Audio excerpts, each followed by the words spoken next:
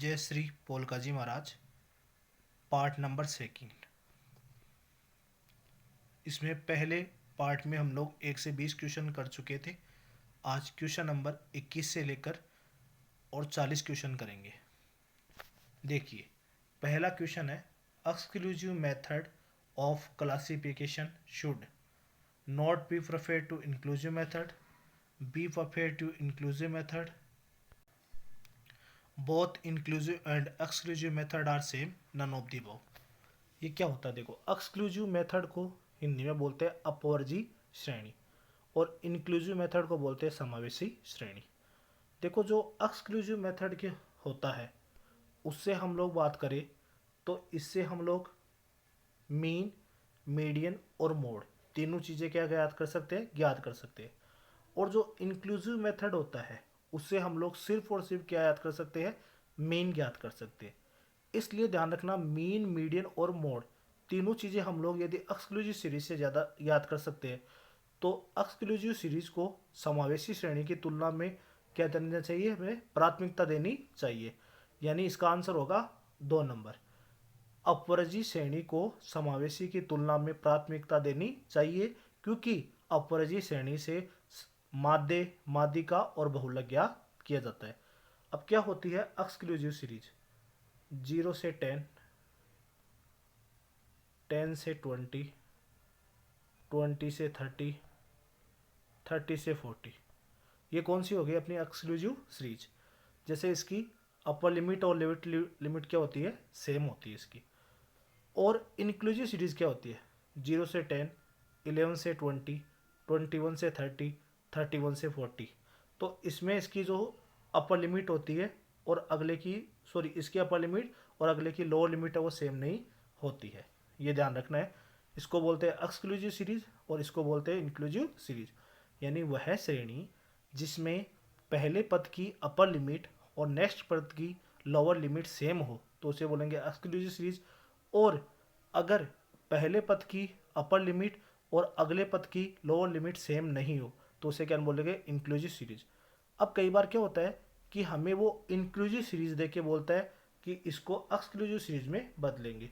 तो उसको बदलने का तरीका होता है लोअर लिमिट में से तो आधा क्या करेंगे? माइनस, यानी 1/2। और अपर लिमिट होता है उसमें 1/2 क्या कर देंगे? ऐड कर देंगे। जैसे मैंने लिखा 0 से 10, तो ये माइनस का 0.5 यहाँ से कम कर दिया और यहाँ क्या कर देंगे? ऐड कर देंगे। तो यहाँ आ जाएगा 10.5। फिर यहाँ से कम करोगे तो कितना होगा? 10.5। और इधर यहाँ से यहाँ बढ़ाओगे तो कितना होगा? 20.5। इससे 21 में से 0.5 कम करोगे तो कितना होना है? 20.5। यानी लोअर लिमिट में से हाफ कम करेंगे और अपर लिमिट में से हाफ जोड़ेंगे। यानी मैंने आपको ये समझाया कि जो अपवर्जी श्रेणी है उसे मीन, मीडियन और मोड तीनों चीज़ें ज्ञात कर की जा सकती है और समावेशी से केवल मीन ज्ञात किया जाता है, पहली चीज़। दूसरी चीज़ क्या होती है? अपवर्जी श्रेणी है उसमें अपर लिमिट और नेक्स्ट की लोअर लिमिट क्या होती है? सेम होती है। जबकि समावेशी श्रेणी यानी इंक्लूसिव जो मेथड होता है उसके अंदर क्या होती है? अपर लिमिट और लोअर लिमिट सेम नहीं होती। और यदि इंक्लूसिव सीरीज को एक्सक्लूसिव सीरीज में बदलना हो यानी समावेशी को अपवर्जी में बदलना हो तो लोअर लिमिट में से 1/2, 1/2 यानी आधा 0.50 क्या होते हैं? कम करते हैं और अपर लिमिट में क्या करते हैं? उसे ऐड करते हैं। Next question, histogram is use for find. कल ही बताया था कि हिस्टोग्राम का जो यूज है वो किसके लिए किया जाता है? बहुलक के लिए किया जाता है। किसके लिए किया जाता है? बहुलक के लिए किया जाता है। इसके साथ में मैंने आपको 2-3 चीज़ और बताई थी कि एक तो ओगई वक्र होता है उसका प्रयोग किसके लिए किया जाता है? मीडियन के लिए। Pictogram, pick. और कार्टोग्राम किसके लिए किया जाता है? मैप के लिए प्रयोग किया जाता है। अगला क्वेश्चन 23, अर्थमेटिक मीन यानी X bar is equal to 48 और मीडियन, तो मीडियन कितनी दे रखी है? 47। तो बहुलक यानी हमें किसका मान याद करना है? जेड का। तो रिलेशन क्या होगा? जेड बराबर 3 इंटू मीडियन माइनस 2 इंटू अक्ष बार। यानी बहुलक बराबर क्या होता है? 3 गुणा माध्यिका माइनस 2 गुणा माध्य। इसको गुणा करेंगे तो कितना आएगा? 141। और इसको गुणा करेंगे कितना आएगा 96। तो 141 से 96 यदि कम करोगे तो अपना आंसर कितना हो जाएगा 45। एक चीज़ ध्यान रखना, अगर डाटा सिमेट्रिक है यानी सममित है तो माध्य, माध्यिका और बहुलक क्या होते हैं, बराबर होते हैं। और यदि डाटा असिमेट्रिक है, ठीक है, असममित है, तो हमेशा क्या होगा, z बराबर 3 गुणा माध्यिका और -2 गुणा समांतर माध्य, जो अभी हमने पुट किया था। तो यहाँ माध्यिका की वैल्यू कितनी पुट कर देंगे 47 और माध्य की वैल्यू कितनी पुट करेंगे 48, तो अपना आंसर कितना हो जाएगा 45। Next question, in chronological classification data are classified on the basis of, कालक्रमिक वर्गीकरण में समूहों का वर्गीकरण किस आधार पर होता है। कल ही बताया था कि जहाँ जोग्राफिकल की बात करें तो वहाँ तो हमें क्या बताना है, लोकेशन यानी स्थान, और जहाँ क्रोनोलॉजिकल यानी इसकी किस की बात कर रहा है, कालक्रम, तो इसका आंसर क्या हो जाएगा, समय। कल बताया था मैंने आप लोगों को कि जोग्राफिकल, ठीक है, यानी कालक्रम के अनुसार पूछे तो अपना आंसर क्या होगा, समय, और यदि जोग्राफिकल के अनुसार पूछता तो अपना आंसर क्या हो जाएगा, स्थान हो जाएगा। सामान्यतः किसी प्रश्नावली में कितने प्रश्न होने चाहिए, क्वेश्चन शुड बी, क्वेश्चन पूछ रहा है कितने हो सकते हैं, 10, 20, 40, या डिपेंड ऑन पर्पज ऑफ सर्वे, यानी सर्वे के उद्देश्य पर निर्भर करते हैं, कितने भी वो क्वेश्चन पूछ सकता है। अगला क्वेश्चन हमें मीडियन बताना है, तो हमें असेंडिंग ऑर्डर में दे रखा है 16, 18, 20, 28, 30, 32 और 40। तो पहले इधर से एक संख्या, फिर इधर से दो संख्या, फिर इधर से तीन संख्या, तो अपना आंसर कितना हो जाएगा 28। तो अपना आंसर है वो आना है 28। जब प्राथमिक समंग का संपादन करते हैं, while editing primary data, your focus should be information given the questionnaire is complete, constant, accurate, all of above। तो क्या होनी चाहिए, पूर्ण होनी चाहिए, सुसंगत होनी चाहिए, सटीक होनी चाहिए, उपयुक्त सभी। क्वेश्चन अगला, यदि अक्ष का मान 30 है, श्रेणी 10, 20, 30, 40 और 50 में अक्ष के विचलनों का योग, मतलब सम ऑफ डेविएशन का मान कितना होगा, तो कितना होगा, 0 होगा। ऐसा क्यों, देखो हमें अर्थमेटिक मीन के अंदर क्या याद रखना है, प्रॉपर्टी ये याद रखना है कि अर्थमेटिक मीन में विचलनों का योग तो क्या होता है, 0 होता है, यानी सम ऑफ डेविएशन क्या होता है, 0, और विचलनों के वर्गों का योग यानी sum of square of all deviation वो क्या होता है, मिनिमम होता है। क्या होता है, मिनिमम। अब आप बोलोगे 0 कैसे होता है, यहाँ अक्स की वैल्यू कितनी है 30, तो 30 में से घटाओगे तो यहाँ माइनस का 20 आ जाएगा, और यहाँ क्या हो जाएगा, यहाँ घटाओगे तो यहाँ प्लस का 20 आ जाएगा, फिर यहाँ से करोगे तो यहाँ क्या होगा, माइनस का 10 आ जाएगा और इधर प्लस का 10 आ जाएगा, और लास्ट में 30 में से 30 घटाओगे कितना बचेगा, 0। तो बताओ यहाँ आंसर कितना हो जाएगा, 0। तो क्या याद रखना है, समांतर माध्य से लिए गए विचलनों का योग 0 होता है तथा विचलनों के वर्गों का योग क्या होता है, न्यूनतम होता है। आप लोग जो भी इस चैनल के वीडियो देख रहे हैं, आप लोगों को सबसे रिक्वेस्ट है कि आप लोग इस वीडियो को शेयर करें तथा सब्सक्राइब करें। 10 आकार के वितरण में निम्नलिखित में से कौन सा औसत सबसे अधिक आम आकार का जूता निर्धारित करने के लिए उचित है।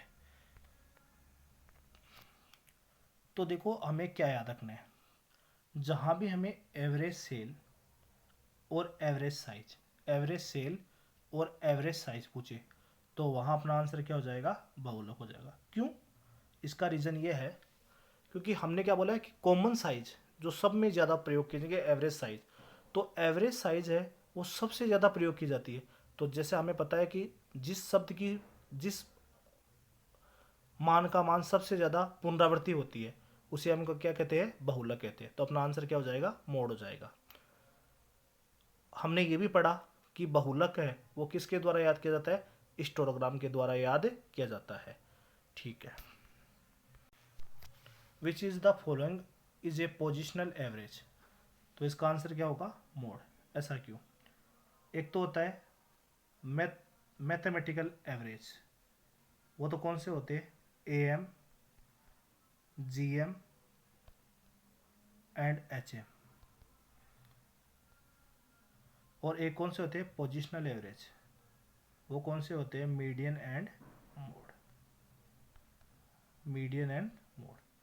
क्योंकि आप लोग देखोगे कि इन क्वेश्चन में आप लोग पोजीशन के आधार पर, जैसे मैंने अभी कहा कि जिसकी सर्वाधिक पुनरावृत्ति होती है जिस डाटा की, उसे क्या बोलते हैं, मोड बोलते हैं। तो आप पोजीशन के आधार पर बता सकते हो, लेकिन AM, GM और HM में आपको फॉर्मूला है, उसी के द्वारा उसका कैलकुलेशन किया जाता है। तो वो तो होते हैं मैथमेटिकल एवरेज, और ये क्या होता है, पोजिशनल एवरेज होते हैं।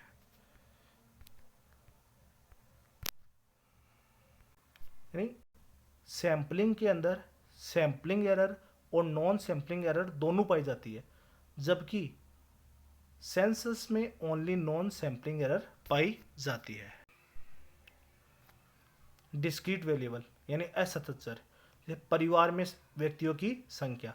इसका मतलब क्या होगा, परिवार में जितने भी व्यक्ति हैं आप उसे पूरा काउंट करोगे। जैसे परिवार में 5 सदस्य हैं और 2 छोटे बच्चे हैं, ठीक है, तो आप लोग ये थोड़ी बोलोगे कि इसमें 5 सदस्य में वो 2 बच्चे शामिल नहीं है, वो पॉइंट पॉइंट के रूप में उन्हें 0.5 और 0.5 के रूप में, एक के रूप में शामिल किया गया।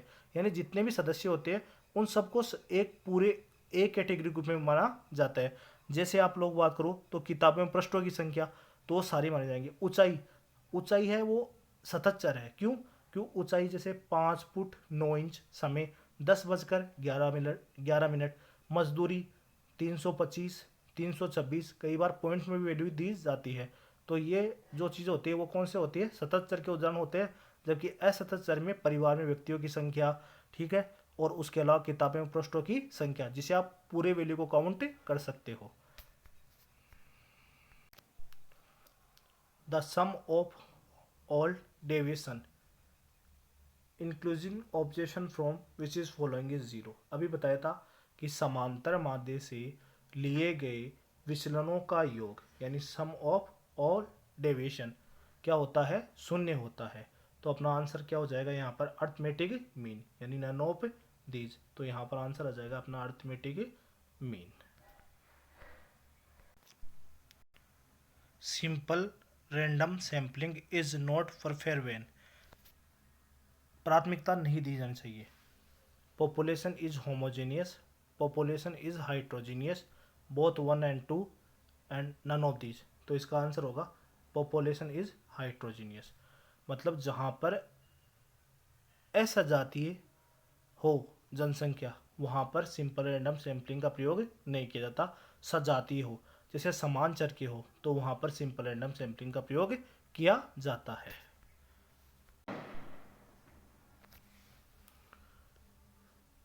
The standard deviation of 30 item in a data set of 5/3, if every item the data set multiply by 3, the variance of the group will be। 30 मदों का परमाणु विचलन स्टैंडर्ड डिविएशन 5/3 इंटू प्रत्येक मद को 3 से गुणा किया गया 3/5 एंड इंटू 3 से 3 कैंसिल हो जाएगा, तो यहाँ वैल्यू कितनी आ गई, 5। तो समूह का वेरिएंस कितना होगा, तो स्टैंडर्ड डिविएशन क्या होता है, सिग्मा, और वेरिएंस क्या होता है, सिग्मा स्क्वायर। तो 5 का स्क्वायर कितना हो जाएगा, 25। ऐसा क्यों हुआ, देखो अपकिरण के जो माप होते हैं वो ओरिजिन से चेंज नहीं होते, यानी प्लस माइनस से कोई प्रभाव नहीं पड़ता, लेकिन गुणा और भाग से क्या होते हैं, परिवर्तन होते हैं। तो 5/3 को पहले 3 से गुणा किया तो कितनी वैल्यू आ गई, 5। तो 5 किसकी वैल्यू आ गई, स्टैंडर्ड डिविएशन की। तो हमें पूछ रहा है वेरिएंस कितना होगा, तो सिग्मा स्क्वायर यानी 5 का स्क्वायर कितना हो जाएगा, 25 हो जाएगा। लेकिन central tendency, measure of central tendency है वो ओरिजिन और स्केल दोनों से प्रभावित होती है। यानी इसका मतलब क्या हुआ, आप लोगों को ये एक चीज़ ध्यान रखनी है कि मूल बिंदु और पैमाने का प्रभाव यानी ओरिजिन एंड स्केल दोनों का जो प्रभाव है वो किस पे पड़ता है, मीन, मीडियन और मोड पे। जबकि अपकिरण के माप यानी स्टैंडर्ड डिविएशन हो गया यहाँ पर, तो यहाँ पर केवल ओरिजिन का प्रभाव नहीं पड़ता, ठीक है, यहाँ किसका प्रभाव पड़ता है, स्केल का प्रभाव पड़ता है। तो यहाँ 5/3 को मैंने पहले 3 से गुणा किया तो वैल्यू आ गई 5, वो सिग्मा की वैल्यू होगी, तो सिग्मा स्क्वायर पूछ रहे हैं, तो यहाँ अपना आंसर कितना हो जाएगा 25। देखो, for dealing with qualitative data, कल ही बताया था कि गुणात्मक डाटा को निपटाने के लिए the best average method is median, बताया था। ऑनेस्टी, जहाँ प्रश्न पूछा गया था ऑनेस्टी, ठीक है, उसके लिए किसको याद किया जाएगा, माध्यिका, यानी गुणात्मक डाटा के लिए किसका प्रयोग किया जाता है, माध्यिका का प्रयोग किया जाता है। दो संख्याओं 8 तथा 18 का ज्योमेट्रिक मीन कितना होगा, तो हमें पता है ज्योमेट्रिक मीन दो वैल्यू है तो डायरेक्ट क्या कर देंगे, अंडर रूट 8 इंटू 18, तो यहाँ इसको गुणा करेंगे तो कितना होगा 144, तो अपना जो आंसर है वो कितना हो जाएगा 12। द क्वार्टाइल डेविएशन यानी QD है of the 10 item is eight the standard deviation will be, चतुर्थक विचलन का मान देकर स्टैंडर्ड डेविएशन का मान पूछ रहे हैं, तो फॉर्मूला होगा QD बराबर 2/3 इंटू ST। अब यहां से QD की वैल्यू कितनी दे रखी है 8 इंटू, इसको इधर लेके आएंगे तो 3/2, इसको सोल्व करेंगे तो अपना आंसर वो कितना हो जाएगा 12 हो जाएगा। दो चीज़ें याद रखनी है, QD बराबर 2/3 ST और MD बराबर 4/5 ST। तो यहाँ QD की वैल्यू कितनी दे रखी थी 8 दे रखी थी, तो इसको सोल्व करने के लिए QD, तो यहाँ 2/3 है, इसका अपोजिट गुणा हो जाएगा 3/2, इसको सोल्व किया तो अपना आंसर कितना हो जाएगा 12।